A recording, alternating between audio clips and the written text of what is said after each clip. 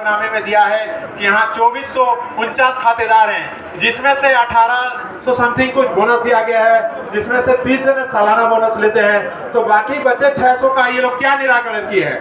बाकी 600 बच्चे जो है रोजगार के लिए बचे हुए हैं। और जो हमारे सीएम साहब अभी आए हैं, जो इन्होंने ठग के जो है MOU किया था 5 लाख 10 लाख 15 लाख का, वो निरस्त हो गया है। जो हर प्रत्येक घर से प्रति व्यक्ति को, प्रति खाता धारक को इनको नौकरी देना है। अभी तक सिर्फ इन्होंने 55 ही खान नौकरी दिया है। तो बाकी इन्होंने अभी तक रोजगार के एवज में क्या किया है इन्होंने उनके खिलाफ?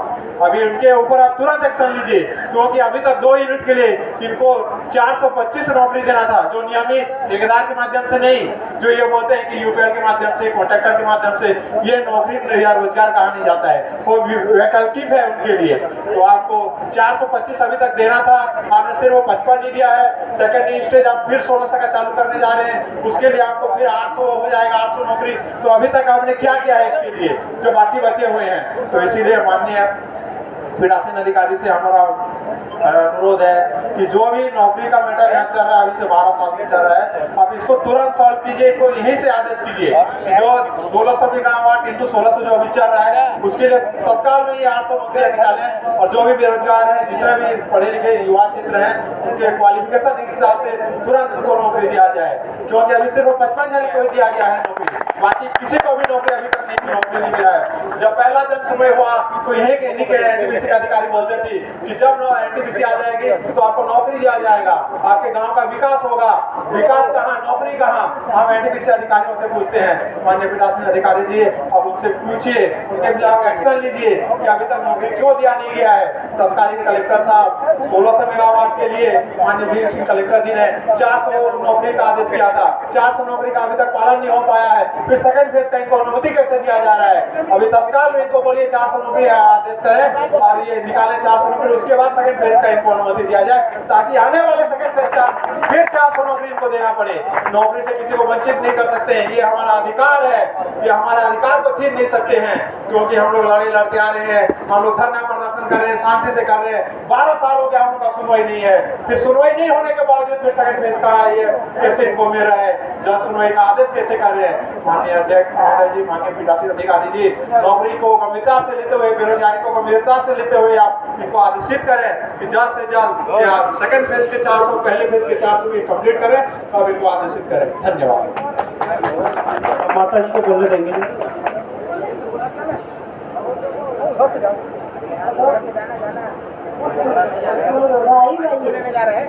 राही भाई घर बखरे मन्नान बाबा लगे के दू मोर बहु अच्छे नाते अच्छे तर मारे आउ चौल बेटा मिना पाएबा 10 किलो चौल पैसी केता करी चौल में मोर ओ मते हके तो आउ बिजली के मोर घरे को ओनारे अच्छे के तो दिन हला और किछि ना कहबा हाथ जुड़ी कर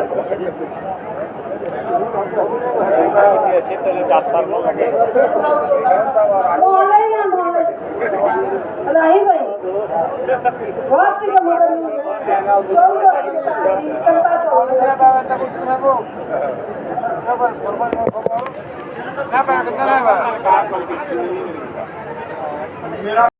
मंत्री क्यों नहीं दिखते, सांसद क्यों नहीं दिखते? इनको चंदा विधिवत मिलता है, इनको मिला, घर में सो गए, सरकार किसी की भी रहे। मुख्यमंत्री जब चड्डी धोता है, वो पिट्ठू दलाल है, अब पूरे प्रदेश को प्रदूषण में झोंक दिया है। तो अब न्यायिक पदों में रहने वाले ईमानदार लोगों की बारी है। पांडे साहब, आप हमारी रक्षा करें, हम आपकी सराहना करें।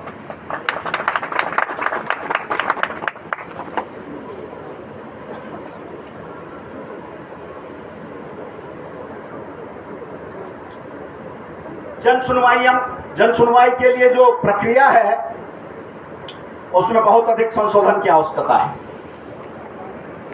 अत्यधिक संशोधन की आवश्यकता है,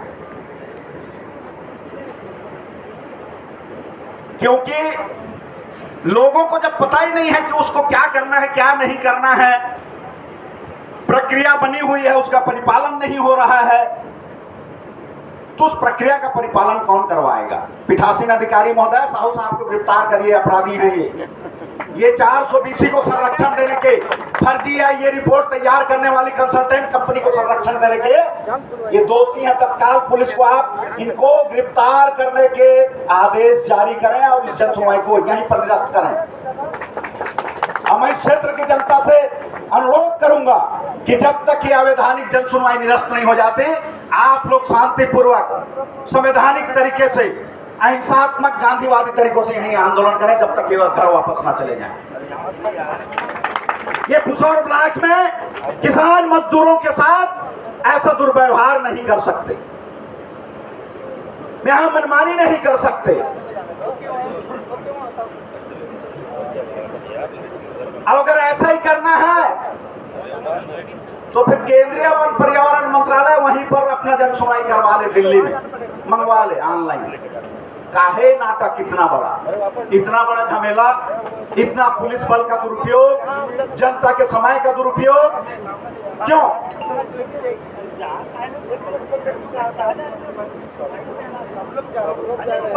आदरणीय पांडे साहब, आपको अगर निराकरण करने में विलंब हो रहा है या आप कानून को पढ़े नहीं हैं तो अभी भी पढ़ लीजिए, पूछ लीजिए। मैं कानून से हट करके बात नहीं कर रहा हूं, जन सुनवाई के जो प्रावधान है उससे हट करके बात नहीं कर रहा हूं।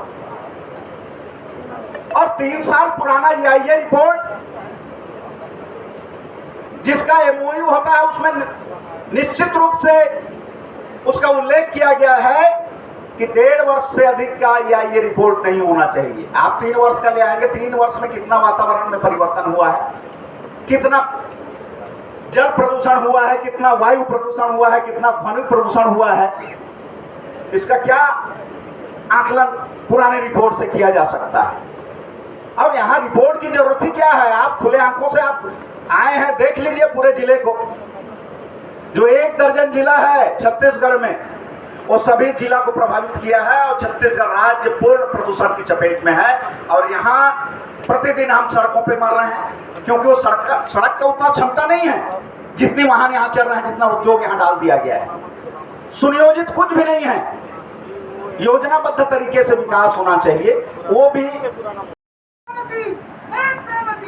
और मैं पुनः आपसे निवेदन करूंगा कि आप विचार करिए, आप अपने पद की, अपने मर्यादा की, अपनी गरिमा की, अपने कर्तव्यों की और अपने संस्कारों का, अपने परिवार का, जिस गर्व से आप, जिनकी त्याग तपस्या से आज इस पद को सुशोभित कर रहे हैं, उसका सम्मान करिए। आप इस देश का संविधान का सम्मान करिए, कानून का सम्मान करिए।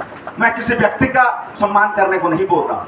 ये तो सब चोर हैं, एनटीपीसी के जितने अधिकारी हैं ना, ये एनटीपीसी को चूना लगा रहे हैं।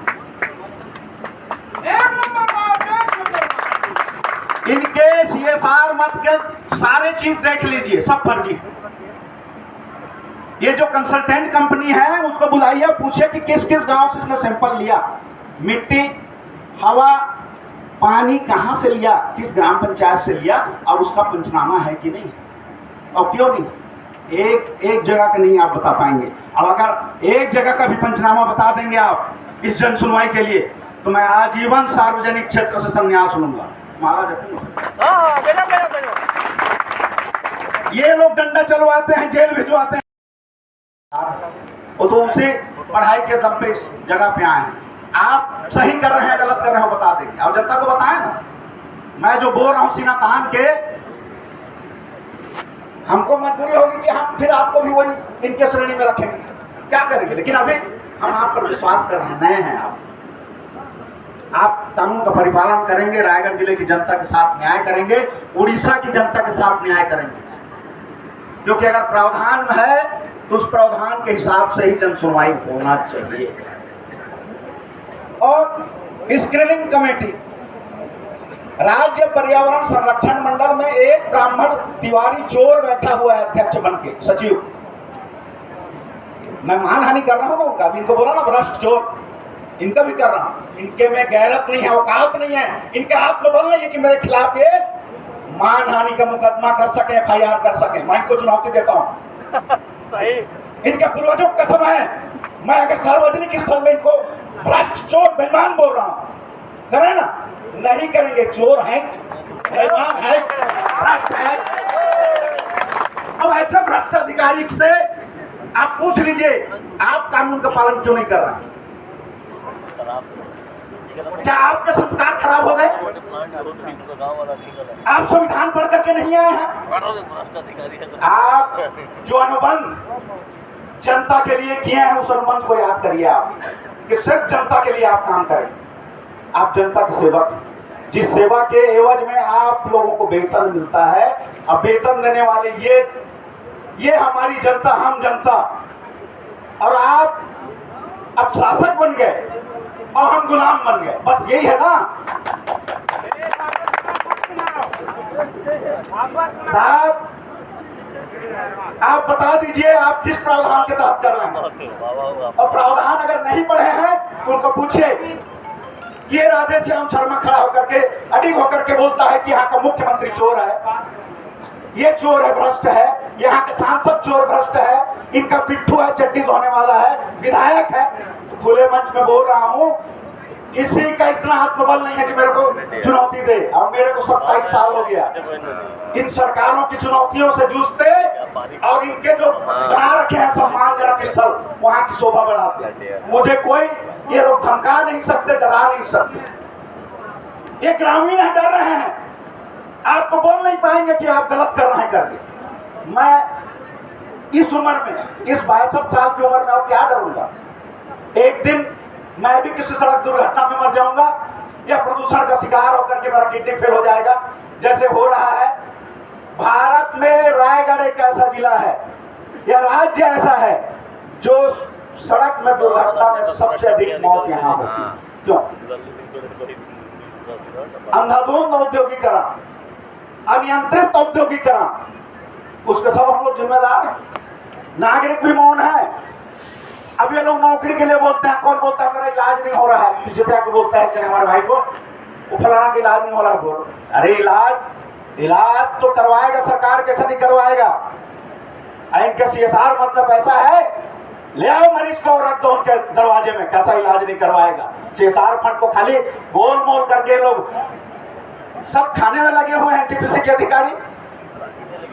और NTPC के अधिकारियों से पूछे, उस 2011-12 में इन्होंने 22 लाख का मुआवजा इस उड़ीसा में दिया है कि नहीं दिया है? फिर छत्तीसगढ़ में क्यों दुर्व्यवहार? ऐसा भेदभाव क्यों, जब संविधान समानता की बात करता है और ये केंद्र सरकार का उपक्रम? तो इस देश में संविधान और कानून के हिसाब से चलना चाहिए देश में। कोई मंत्री, प्रधानमंत्री, सब उद्योगपति की गोद में बैठे हैं, सब चट्टी धोने में लगे हैं, सब पिट्ठू हैं, दलाल हैं। प्रधानमंत्री भी दलाल है, यहाँ का मुख्यमंत्री भी, पूर्व मुख्यमंत्री भी। मैं किसी राजनीतिक दल से नहीं हूं, अब मेरे को चुनाव लड़ना नहीं है, इनका वोट भी नहीं चाहिए। जो लोग बोल नहीं पा रहे हैं, मरने को तैयार है, मौत को सहने सहने अपनी तरफ बढ़ते देख रहे हैं, उस पर भी मौन है। इनके बाल बच्चे मर रहे हैं, बेरोजगारी है, जमीन छीन गया पुरखों से जो जमीन था, जिस धरती माता को हम पूछते थे, जिसमें हमारे पूर्वज हल चलाते थे, उसको कंपनी वाले छीन ले रहे हैं, NTPC छीन ले रहा है। और जो घर केंद्र में है, अन्य राज्यों में है, दिल्ली में आज 1 एकड़ जमीन या राजस्थान पंजाब में 5 करोड़ रुपए मिलता है। 6 या 10 लाख में लोग लुटा लिए अपनी जमीन। इनको मैं पुनः बोल रहा हूं कि वर्तमान में NTPC जो की, मैं किसान लल्लू सिंह हो, पड़ोस गांव के हो। और एक बात समझ में नहीं आते कि बैंक जब हमला लोन देते तो डिफाल्टर रहे 50 रुपए भी बाजे रहे, लोन नहीं मिले। और नॉट प्रभावित गांव के आदमी मल्ला जो वादा कर रहे नौकरी नहीं मिली से, और जन सुनवाई बार आप मन कैसे मन आदर करते हो, ये मतलब समझ नहीं आ रहा। अगर आप मन हमला चूतिया समझ रखे हो और आके बोल ही कुत्ता भोके 1000, हाथी चले बाजार। अगर एक जन सुनवाई में जनता मन के कोई मत के फेरू नहीं है, तो ये जन सुनवाई लग करा के आप संविधान के उल्लंघन काबर करत हो, मलाई बता दो। माने भारतीय संविधान हमारे फौर कब जागते? जब 15 अगस्त 26 जनवरी के दिन 2 दिन जागते। हमारे फौर कब जागते? जब 15 अगस्त 26 जनवरी आते तो वो दिन हमारे फौरन जाग जाते और हमारे कतका महान नेता मन भारत के सपूत मन कतक दिल ले संघर्ष करके अपन के जान लगवा के आप मन लाई कुर्सी में बैठाई दे आगमन के बदौलत भारतीय संविधान बाबा साहब के बदौलत आप दोनों अधिकारी कर बैठे हैं। नहीं तो आप मन भी वो कुत्ता मन के जाके भोगत रहता जिसे अंग्रेज खाली भोगत रही आप पर भी करा रहता हमारे लाइन में और वहां काकरो पायखाना साफ करते रहता एनटीपीसी वाला मन अंग्रेज मन के एनटीपीसी के पायखाना साफ करते रहते नो मन धिक्कार है लानत है आप मल्ला जैसा खाए अन्न वैसा हुए मन। मैं एक बार इडियम शर्मा जी ने बोल दे हैं तो खाना रायगढ़ ने मंगवा के खाई वो कहते थे RRND जी के खाना कोई स्टाफ ने खाने नहीं दी। आज आप मन में हिम्मत है तो बताओ एनटीपीसी के खाना खाया एनटीपीसी के पानी पिया और हमारे पेपर में बोला ये मन हमें चूतिया बन दिया तो अभी हम राजस्थान शर्मा जी बहुत बोल दे अगर मन में सत्यता रहती अगर ये दूध के धुले हुए रहते तो कम से कम मानव के नाते अपन मन कंप्लेन करता अपन के खातिर बचाव इज्जत के लेकिन आप मन में कुबत नहीं है काकरों में ओकरे बार आप मन छत्तीसगढ़ लो बेवकूफ समझा। अरे मैं दुर्भाग्य के छत्तीसगढ़ में पैदा हो गए अभी ये मांग अगर पूरा नहीं हो रही दादा की चाबरा तो यहाँ तो टेंट भी नहीं लगे थी। आप मन पंजाब और हरियाणा में टेंट गड़वा के दिखा दो भाई समर्थन नहीं मिलते समर्थन से भूखो मैं अपने समर्थन मांगे तो अगर और बात अच्छा लगे तो दोनों हाथ मिला के समर्थन दो दोनों हाथ मिला के समर्थन दो। अब ये मन भी ओमन के महतारी पुरखा मन के इज्जत ल ले थे इतना बड़ा बड़ा बात यहाँ सुन के जात है आप मन भी कुछ विचार होना चाहिए कि भी होना चाहिए। अरे भाई आप में तहसीलदार साहब के न्यायालय ला पुलिस वाला मन पकड़ के ले जाता है अरे ईवन भी पकड़ के ले जाओ तहसीलदार और एसडीओ साहब के न्यायालय ला तो मैं आपको सम्मान जाऊँ आपको पुलिस वाला में चुपचाप देखा था बुल्ला ये है हेलमेट पहन के नहीं आ रहे ओनर हेलमेट पहन के नहीं आ रहे थे वो लोग जुर्माना करके तुरंत चालान काट देता। अरे आप मतलब मैं निवेदन कर रहा था पुलिस वाला मतलब कि एनटीपीसी के विरोध में अगर कोई रिपोर्ट करे थे तो भी ये मन के न्यायालय ला पेश करे क्या बार आप मतलब पुलिस बनाएगी से सही है कि झूठ है वही के बाद तालीमी वजह से भाई देवकी नंदन ठाकुर यहाँ नहीं बोला था टीवी में कि आप मन सुनत रहा देवकी नंदन ठाकुर बोलत रहे टीवी ला देखत रहा और आप मन चुपचाप सुनत रहा ये तो साक्षात आदमी बोला थे और साक्षात आदमी देखा थे और साक्षात आदमी बाद में ताली नहीं बजा सका और वो टीवी में ताली बजा तो का देवकी नंदन सुंदर ही अगर वो समर्थन में आपने ताली बजा तो हमारे तहसीलदार साहब सुंदर ही हमारे पांडे साहब सुंदर ही हमारे वो फरमा भाई है वो सुंदर ही सारा आदमी सुंदर ही एनटीपीसी के अधिकारी सुंदर बहुत बोलने वाला मन है ऐसी अगर वाणी में विराम दे तो जय हिंद जय भारत जय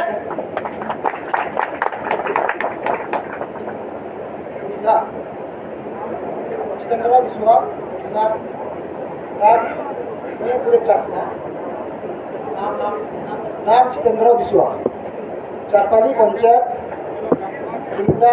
माइक सही कर लीजिए माइक सही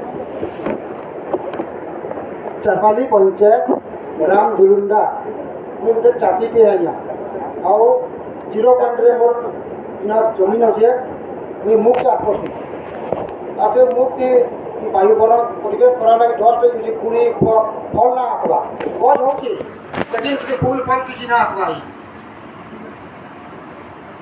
पूरा किसी ना आवा और ये जमीन बैंक